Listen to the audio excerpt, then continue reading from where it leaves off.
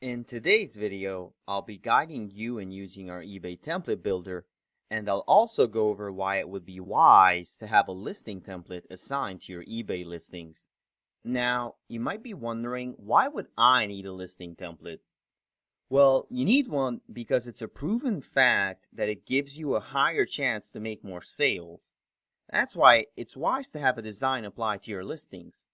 A good template is the difference between a sale or a bounce. Therefore, you need an attractive design. That's enough of an intro.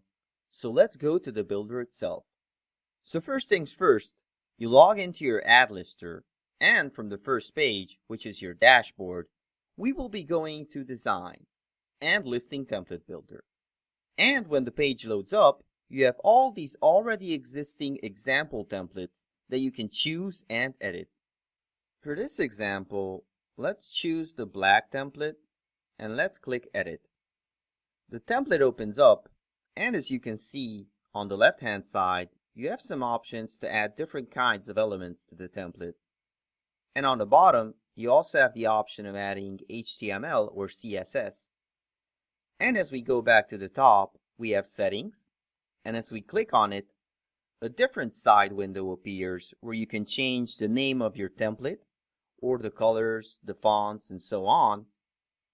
Now let's go back, and as we scroll through the template, you can see that when we hover over elements, a blue bar appears with different options on it to change the specific element itself. Options like moving, which would obviously move the template to a different position. Edit, where you can change how the element is described and how it behaves. Style would be where you change the look of the element. Fonts, colors, sizes, and so on. Duplicate makes an exact double of the element, and remove removes the element. And once you're done with your template and you're satisfied with how it looks and feels, you have the option of previewing your template by clicking on Preview here.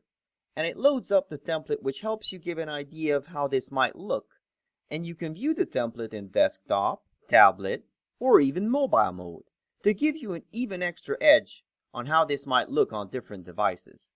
Now let's go back to the template, and if you're satisfied with how it looks, you can go ahead and save it, and then you can just exit the builder. And by doing so, we are taken to the templates page where we have our saved templates. That about does it.